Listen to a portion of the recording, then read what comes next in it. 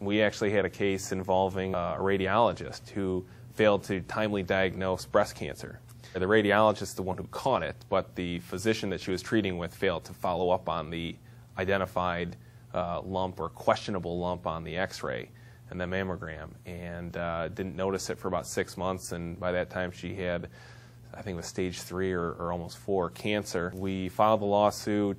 We were successful in negotiating with the doctor. The problem is she was going to die within 6 months of about the time when we ended up settling the case.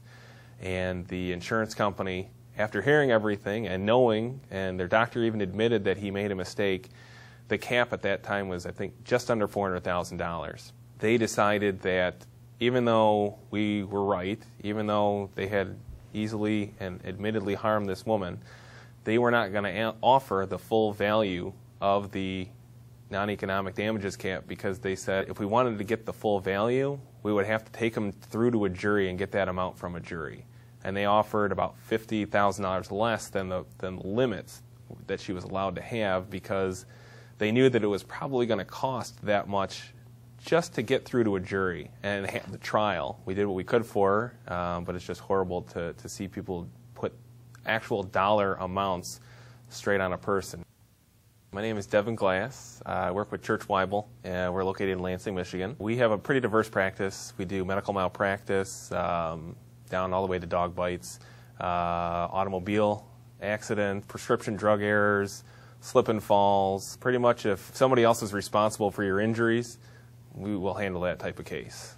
Back, I think in 1996, then Governor John Engler put through legislation that effectively outlawed or banned any lawsuits against pharmaceutical manufacturers for any of the complications or any harms that could result from negligent production or just complications at all.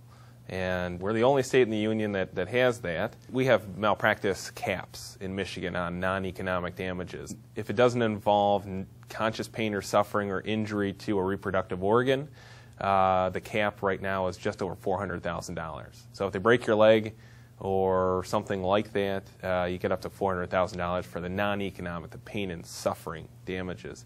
And it's just over $800,000 for everything else. Even though there's nothing we can do to compensate them or make this right or right this wrong, we tell them, you know, contact your state legislature, the House member, state senator, the governor, anybody, you know, start making some noise about this in your community, because I guarantee you nobody else in your community knows about this. The more people that are making noise, the louder it'll get, and hopefully it'll start affecting some change.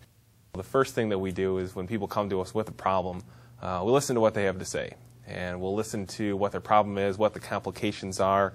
It's not just simply, oh, you have a drug interaction, you're done. You know, there's nothing we can do.